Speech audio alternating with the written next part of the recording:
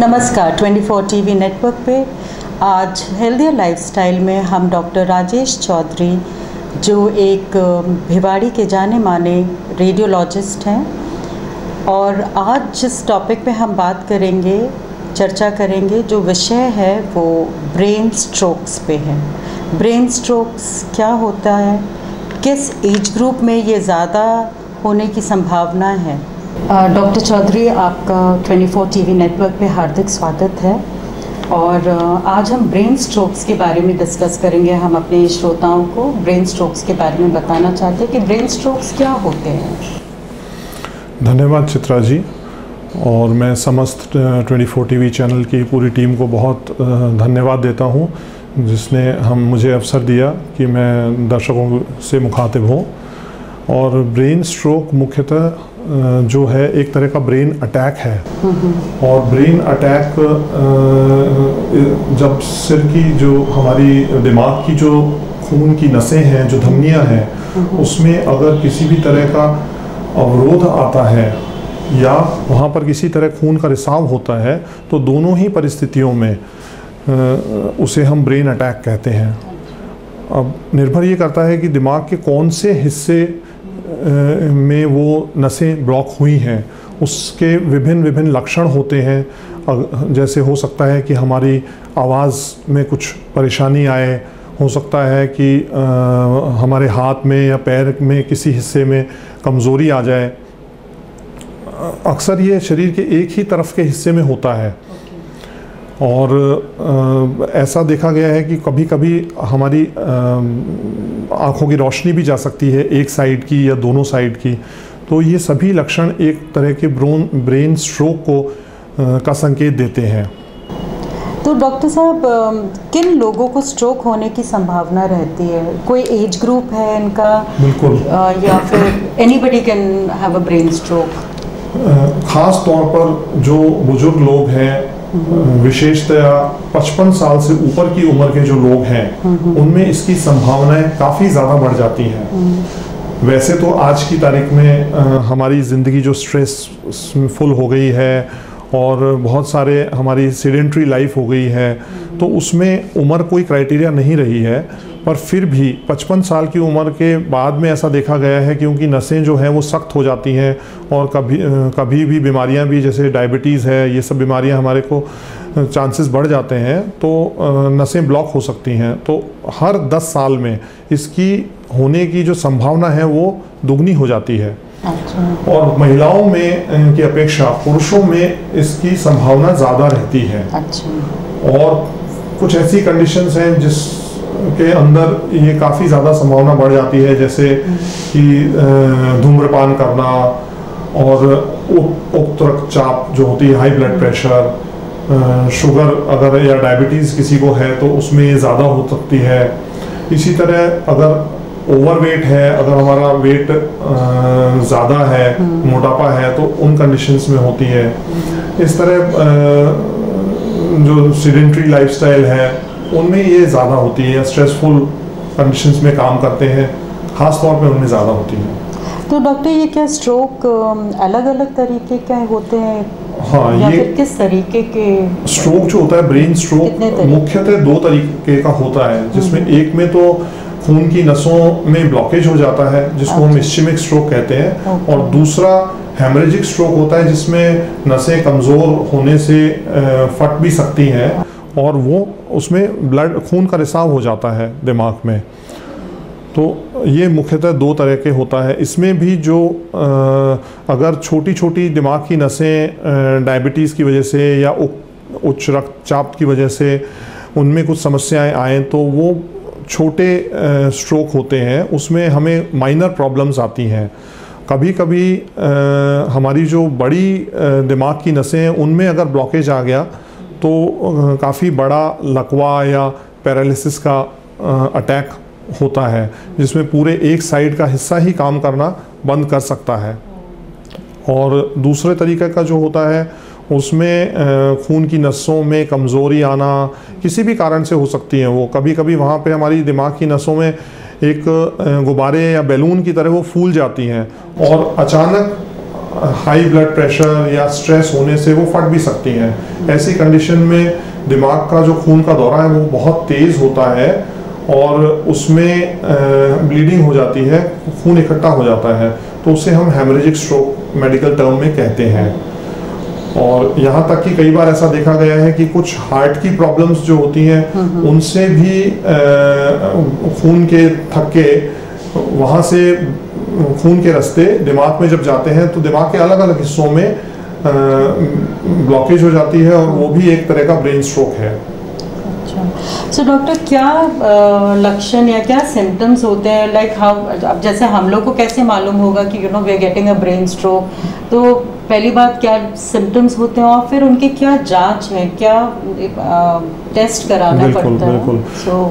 जो मरीज को या उसके रिश्तेदारों को जो ख़ास चीज़ें ध्यान रखनी है, जो लक्षण जिससे ये शुरुआती दौर में पता लग जाए कि स्ट्रोक हो रहा है या होने वाला है, तो उसके लिए सबसे पहले होता है कि कोई भी हिस्सा हल्की कमज़ोरी से शुरुआत होती है, या आवाज़ का लड़खड़ाना और या दिखने में कोई समस्या होना, इस तरह की चीज़ें होती हैं। कई बार मरीज़ को अचानक चक्कर आ जाना, चलने में वो ठीक से चल नहीं पा रहे होते हैं। तो ये साइंस हैं जो या सिम्टम्स हैं स्ट्रोक के, तो इनका बहुत ध्यान रखना है, बिकॉज सबसे ज़्यादा ज़रूरी जो चीज़ है वो समय है इसमें। शुरुआती 90 मिनट बहुत कीमती है, जिसको गोल्डन पीरियड भी कहा जाता है। अगर उस पीरियड में डॉक्टर के पास अगर पहुंच जाओ जो उसमें सक्षम है इसके इलाज में, तो वो बहुत कीमती होता है। और उस स्ट्रोक का जो चीज़ें उसमें हो सकती हैं, जो प्रॉब्लम्स आ सकती हैं, उसको काफ़ी हद तक बचाया जा सकता है। अच्छा, तो कौन से टेस्ट कराने चाहिए उस समय?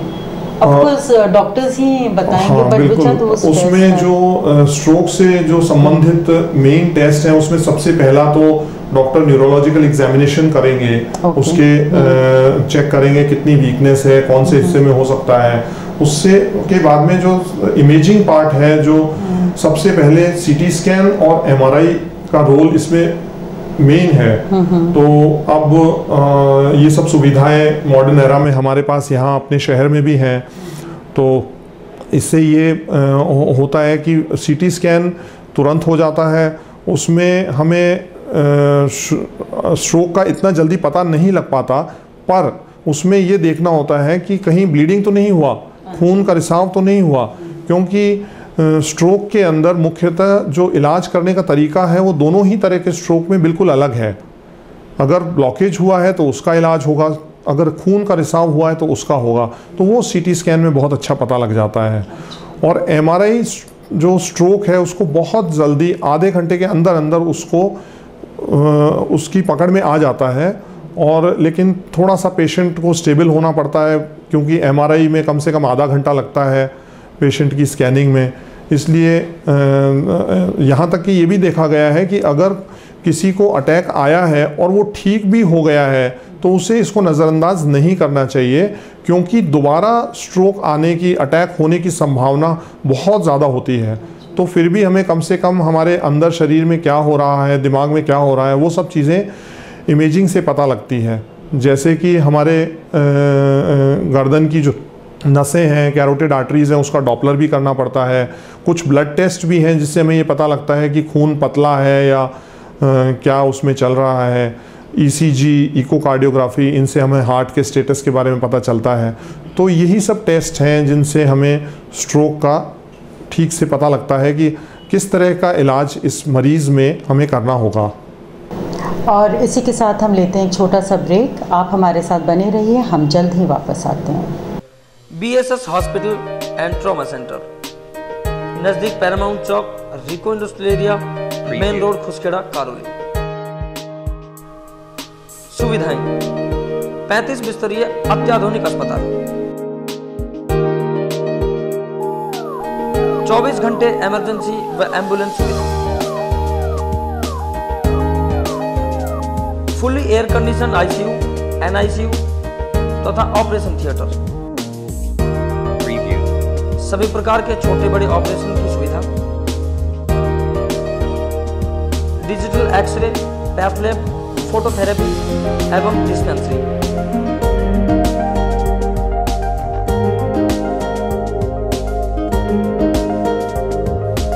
ईसीजी द्वारा दिल की जांच व नेबुलाइजर सुविधा,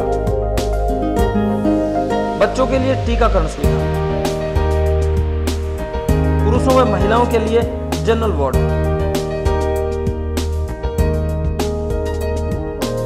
बांझपन के कारणों की जांच व डिलीवरी सुविधा,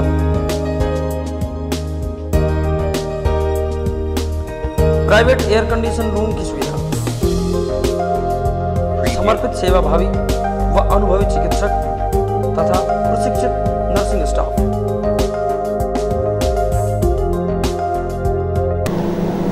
डॉक्टर चौधरी, आपका एक बार फिर से स्वागत है हमारे स्टूडियो में। और हम डिस्कस कर रहे थे ब्रेन स्ट्रोक के बारे में। आप बता रहे थे कि एमआरआई करते हैं और सीटी स्कैन करते हैं, बट पेशेंट थोड़ा स्टेबल होना चाहिए for MRI. What do you mean by stable? क्योंकि पेशेंट को अगर चक्कर या व्हाटएवर उसके नर्व्स वीक हो गए तो वो स्टेबल कैसे? बिल्कुल, बिल्कुल। हाँ जी। उसमें एमआरआई में क्या होता है कि अगर पेशेंट इरिटेबल है, बार बार सिर हिला रहा है और ऐसी कंडीशन में हम उसको कोई ज़्यादा मेडिसिन भी नहीं दे सकते हैं। तो अगर जो कोऑपरेटिव पेशेंट्स हैं, उनको माइनर अटैक आए हैं, तो उनको तो हम एमआरआई करते हैं। लेकिन बहुत ज़्यादा सिक पेशेंट्स हैं जिनको हमें लगता है कि तुरंत हॉस्पिटल में शिफ्ट करना है, उनको हमें सीटी स्कैन ही कर देते हैं, क्योंकि उसमें हमें काफ़ी चीज़ें पता लग जाती हैं। और स्ट्रोक्स के लिए ट्रीटमेंट क्या है डॉक्टर? ट्रीटमेंट आजकल बहुत एडवांस ट्रीटमेंट्स अवेलेबल हैं मॉडर्न एरा के अंदर, क्योंकि हमें पूरी तरह पता लग जाता है इमेजिंग से कि किस तरह का स्ट्रोक है, कितना ज़्यादा उसकी वो ग्रेडिंग है, वो सब चीज़ें हमें पता लग जाती हैं। तो स्ट्रोक के अंदर अगर ब्लीडिंग हुआ है तो हमें ब्लड को पतला करने की मेडिसिन्स नहीं देनी है।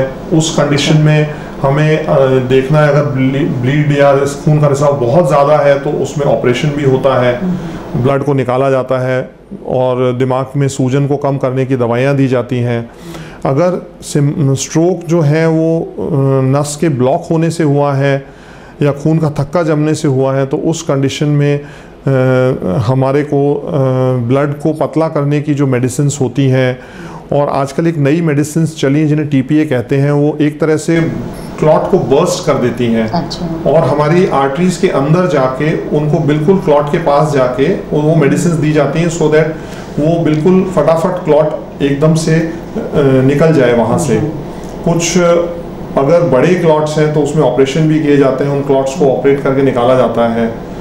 और अंदर इंटरवेंशनल रेडियोलॉजी एक नई ब्रांच है जिससे कि बहुत सारे ट्रीटमेंट इसमें अब संभव हो गए हैं।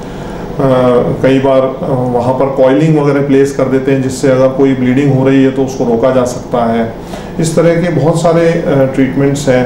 लेकिन एक सलाह है, अगर 80% क्लॉट जो स्ट्रोक होते हैं वो हमारे सिंपल स्ट्रोक जो होते हैं वो स्ट्रोक्स थक्का जमने से होते हैं। उस कंडीशन में एक नॉर्मल मेडिसिन जो घर में रखी होती है, डिस्प्रिन या एस्प्रिन, वो बहुत ही कामयाब मेडिसिन है जो इमीडिएट रिलीफ दे देती है और हॉस्पिटल पहुंचने तक पेशेंट्स को काफ़ी नुकसान से बचा लेती है। अच्छा। पर ये मेडिसिन सावधानी पूर्वक देनी पड़ती है, क्योंकि अगर ब्लीडिंग हुई है तो इससे ब्लीडिंग और बढ़ जाती है। ओके। ये एहतियात भी रखना पड़ता है। तो फिर हमें कैसे पता चलेगा कि ब्लीडिंग हुआ या क्लॉट जमा? ये सिर्फ इमेजिंग से ही पता चलता है, पर खास तौर पर अगर ब्लीडिंग हुआ है तो सर में बहुत तेज दर्द होगा। अच्छा, ओके। और नहीं तो जो दूसरे लक्षण मैंने बताए, जैसे हाथों पैरों में वीकनेस और आवाज़ का जाना, नॉर्मली ये स्ट्रोक्स, और 80% जो स्ट्रोक होते हैं वो थक्का जमने से होते हैं और 20% जो होते हैं वो खून के रिसाव से होते हैं।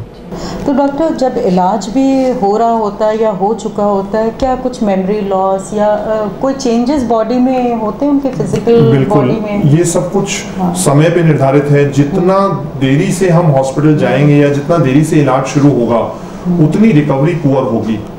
अच्छा। तो सबसे ज़्यादा तो हमें समय का ध्यान रखना है। उसके बाद हमें उसकी बाद में रिहैबिलिटेशन पे बहुत ज़्यादा ध्यान देना पड़ता है। पेशेंट की केयर, अटेंडेंट्स को, डॉक्टर्स को, फिजियोथेरेपिस्ट को वो ज़्यादा करनी पड़ती है।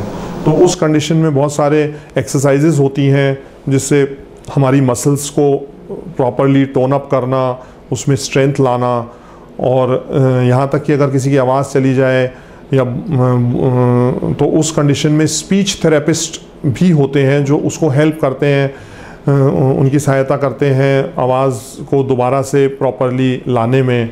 तो ये सब चीज़ें हैं। पहली जो सबसे ज़्यादा रिकवरी होती है वो शुरू के 3 से 6 महीने में होती है, ऐसा देखा गया है। कोई ऐसा प्रिकॉशन या जानकारी आप हमारे व्यूअर्स को बताना चाहेंगे? बिकॉज ब्रेन स्ट्रोक एक ऐसी चीज़ है जो दिखती तो है नहीं, वो फील ही पेशेंट कर सकता है। आप कुछ ऐसा? बिल्कुल, बिकॉज पूरे परिवार पे एक बहुत बड़ी लायबिलिटी आ जाती है अगर इस तरह का अटैक किसी पे आ जाए। तो इसके लिए सभी दर्शकों को भी मैं बताऊंगा कि ये एक बहुत ज़रूरी चीज़ है कि हमें अपने ही जीवन में जो बदलाव लाने चाहिए उसमें हमें अपनी हेल्थ केयर का एक तो रेगुलर डॉक्टर से चेकअप कराते रहें, अगर ब्लड प्रेशर है तो उसको मेंटेन रखें, शुगर है तो उसको कंट्रोल रखें, प्लस अगर हमारा वज़न ज़्यादा है तो किसी भी तरह से उसको एक्सरसाइज द्वारा, योगा द्वारा, प्राणायाम द्वारा उसको कंट्रोल करने की कोशिश करें। अगर ये सब चीज़ें, और अगर धूम्रपान करते हैं तो उसे बिल्कुल छोड़ दें। तो जितनी चीज़ें हम इस तरह की चीज़ें करेंगे, फल फ्रूट भी अगर लेते हैं तो वो भी अच्छी चीज़ है, उससे भी बचाव होता है। डाइट आप सजेस्ट करना चाहेंगे? एनीवे आई मीन आफ्टर 55 तो डाइट का बिल्कुल, इसके अंदर जितनी भी आजकल फास्ट फूड्स हैं उनको अवॉइड किया जाए, तली हुई चीज़ें अवॉइड की जाए, ब्लड में अपने कोलेस्ट्रॉल लेवल को चेक कराएं जिसको बढ़ने ना दें। तो इस तरह की सभी जो सलाह है मैं देना चाहूँगा दर्शकों से कि इनको अगर करेंगे तो ये काफ़ी ज़्यादा सहायक होंगी और काफ़ी हद तक हम स्ट्रोक्स को रोक सकते हैं, पूरी तरह ख़त्म नहीं कर सकते। और लास्ट में ये सलाह है कि किसी भी तरह का स्ट्रेस 55 साल की उम्र के बाद ना लें। Thank you so much doctor. और सारे डॉक्टर्स आजकल बहुत रिकमेंड करने लगे कि हमें योगा ज़रूर करना चाहिए। बिल्कुल। एंड आई एम श्योर जो आपने इन्फॉर्मेशन ब्रेन स्ट्रोक के बारे में बताया वो हमारे श्रोताओं, दर्शकों के लिए बहुत ही महत्वपूर्ण है। और किसी को भी अगर डॉक्टर राजेश चौधरी से कांटेक्ट करना हो तो उनका नंबर हमारे स्क्रीन पे फ्लैश कर रहा है। You may get in touch with him directly. Thank you. धन्यवाद चित्रा।